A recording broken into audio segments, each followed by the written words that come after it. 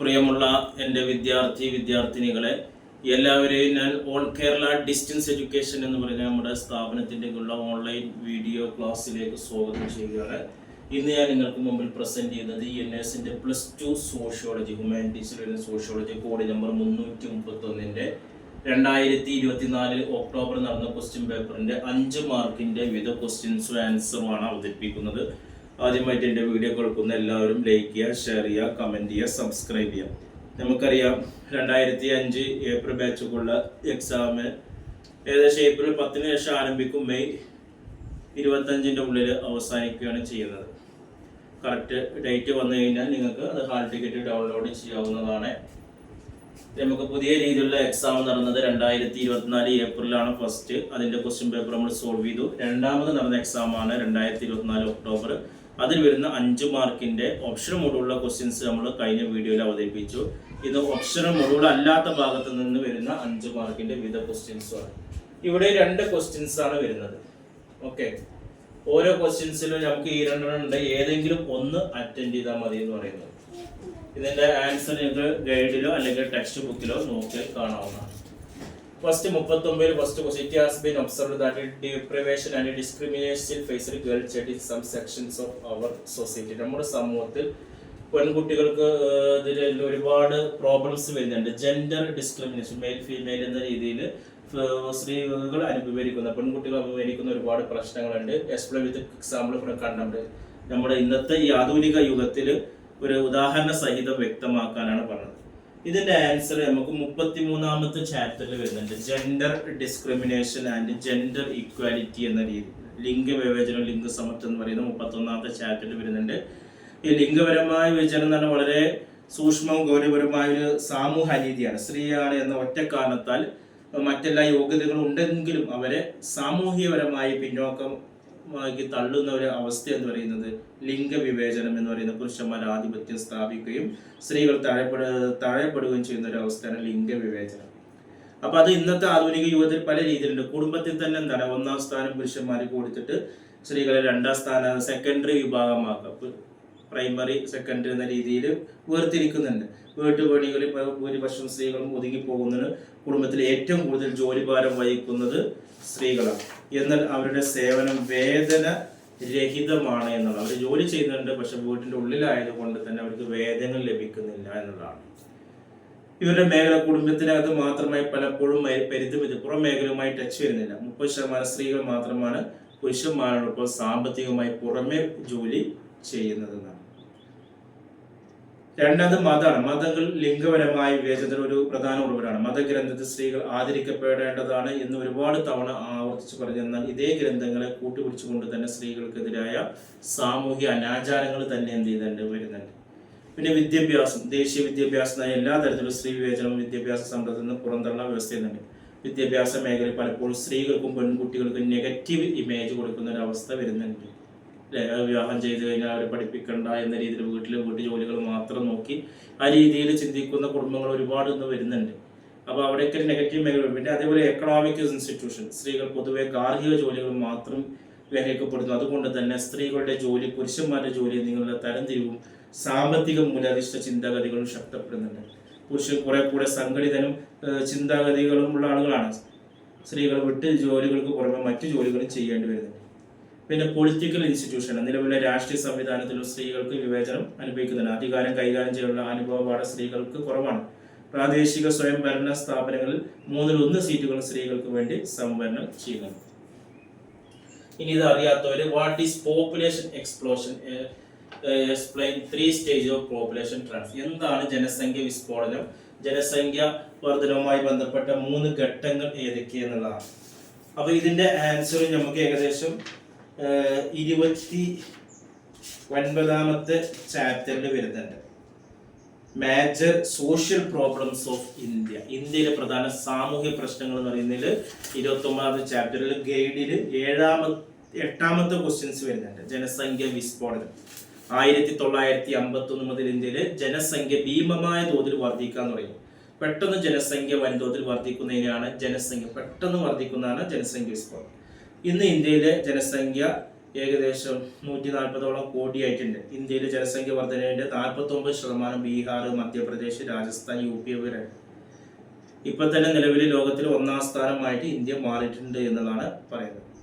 അതിന് ജനസംഖ്യ വിസ്ഫോടനം ഉണ്ടാകുന്ന ഒരുപാട് സാമ്പത്തിക പ്രതിസന്ധി ഉണ്ട്, ഭക്ഷ്യപ്രതിസന്ധി ഉണ്ട്, രൂക്ഷമായ തൊഴിലില്ലായ്മ വരുന്നുണ്ട്, പാർപ്പിട പ്രശ്നങ്ങൾ വരുന്നുണ്ട്, ഭൂമിക്ക് മേലുള്ള പല വിധത്തിലുള്ള സമ്മർദ്ദങ്ങൾ വരുന്നുണ്ട്, രോഗാതുരത വരുന്നുണ്ട്, നിരക്ഷരത വർധന വരുന്നുണ്ട്, പട്ടിണിയും ദാരിദ്ര്യം വരുന്നുണ്ട്, അതേപോലെ തന്നെ ജലദൗർലഭ്യം വരുന്നുണ്ട്, വികസനമില്ലായ്മ വരുന്നുണ്ട്, അക്രമം, കുറ്റകൃത്യം എന്നിവ വർദ്ധിക്കല്, ജീവിത നിലവാരത്തിലുള്ള തകർച്ച, ഇതൊക്കെ ജനസംഖ്യ വിസ്ഫോടനം മൂലം വരുന്നതാണ്. പിന്നെ ഇതേപോലെ തന്നെ 3 സ്റ്റേജസ് ഏതൊക്കെയാണ്? പോപ്പുലേഷൻ ട്രാൻസിഷന്റെ 3 സ്റ്റേജ്. അതിൽ ഒന്ന് വരുന്നത് high birth rate and high death, ഉയർന്ന ജനനവും മരണമാണ്. ഉയർന്ന ജനനവും മരണമുള്ളടത്ത് ജനസംഖ്യ ചെറിയ രീതിയിലാണ്, സ്ലോ ഗ്രോത്ത് ആണ് വരുന്നത്, വേണ്ട രീതിയിലാണ് വർദ്ധിക്കുന്നത്. പിന്നെ വരുന്നത് രണ്ടാമത്തെ സ്റ്റേജ് എന്ന് പറയുന്നത് ഹൈ ഡെത്ത് റേറ്റ്, ഉയർന്ന മരണം, ലോ ബർത്ത് റേറ്റ് ആണ്. അല്ലെങ്കിൽ രണ്ടും കുറവ്, ലോ ബർത്ത് റേറ്റ് ആണ്, ലോ ഡെത്ത് റേറ്റ് ആണ് രണ്ടാമത്തെ. രണ്ടും കുറവ്, ഫസ്റ്റത്തെ രണ്ടും കൂടുതൽ. രണ്ടും കുറവാകുമ്പോഴും അവിടെ എന്താണ്, ലോ രീതിയിലുള്ള പോപ്പുലേഷൻ ആണ്. പിന്നെ പോപ്പുലേഷൻ കൂടണമെങ്കിൽ എന്ത് ചെയ്യണം? 3ാമത്തെ സ്റ്റേജിലേക്ക് പോകണം. ഹൈ ബർത്ത് റേറ്റ് ആണ്, ലോ ഡെത്ത്. കൂടുതൽ ആളുകൾ ജനിക്കുക, കുറഞ്ഞ ആളുകൾ മരിക്കുക. അവിടെയാണ് ജനസംഖ്യ ഫാസ്റ്റ് ആയിട്ട് ഗ്രോ ചെയ്യുള്ളൂ. 3ാമത്തെ സ്റ്റേജ്. ഇനി 4ാമത്തെ ചോദ്യം, family is the basic unit of social. കുടുംബം എന്ന് പറയുന്നത് സോഷ്യൽ ഓർഗനൈസേഷനിലെ പ്രധാനപ്പെട്ട ഒരു യൂണിറ്റ് ആണ്. അതിന്റെ പ്രധാനപ്പെട്ട പ്രത്യേകത, കുടുംബത്തിന്റെ പ്രധാനപ്പെട്ട പ്രത്യേകതകൾ എന്തൊക്കെയാണ് എന്നുള്ളതിനെ കുറിച്ചിട്ടാണ് പറയുന്നത്. കുടുംബത്തെ കുറിച്ചിട്ട് നമുക്ക് ഏകദേശം ഒരു 13ാമത്തെ ചാപ്റ്ററിൽ പറയുന്നുണ്ട്.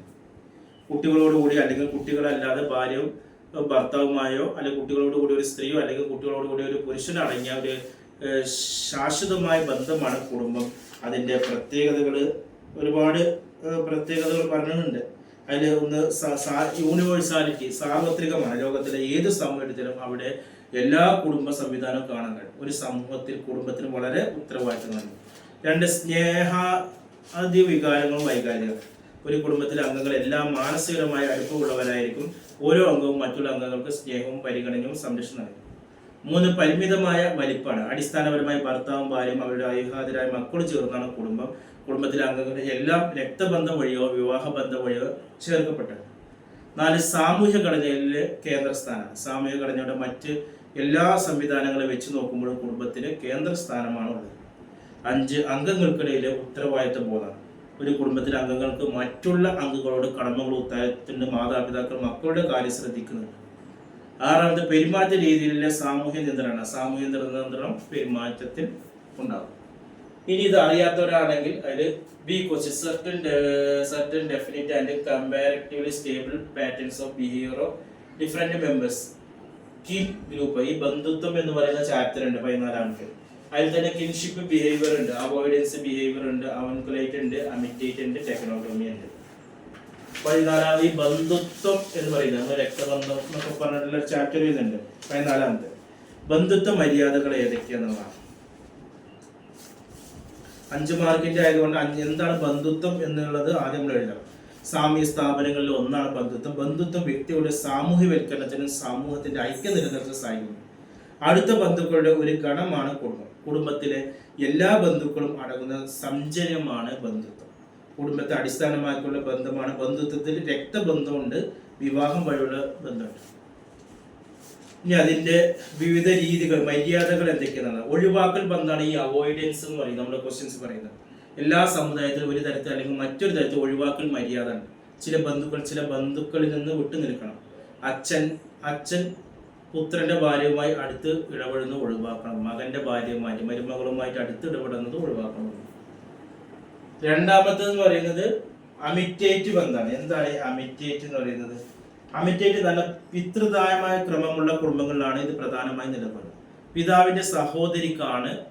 പിതാവിന്റെ സഹോദരിക്കാണ് പരമാധികം. അമ്മയേക്കാൾ അച്ഛന്റെ സഹോദരിക്കാണ് കൂടുതൽ ബഹുമാനം കൊടുക്കേണ്ടത്. ചിലപ്പോൾ അവരുടെ സ്വത്തും സഹോദരപുത്രന് ലഭിക്കും. തോട സമുദായത്തിൽ അന്ത്യകർമ്മം ചെയ്യുക അച്ഛന്റെ സഹോദരി. പിന്നെ നമുക്ക് ഇതിൽ ചോദിച്ചിരിക്കുന്നത് ടെക്നോമി എന്നുള്ളതാണ്. നമുക്ക് ചോദിച്ചാൽ മാത്രമേ ഇത് വേണം.